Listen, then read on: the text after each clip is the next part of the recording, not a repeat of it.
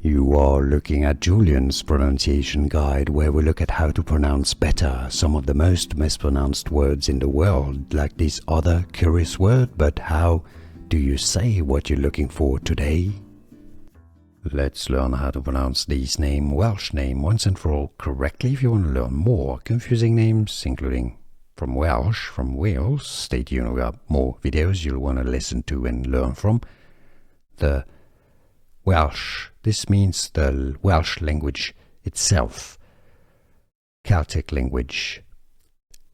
Cymraeg is how it's pronounced. I put the phonetic spelling for you there.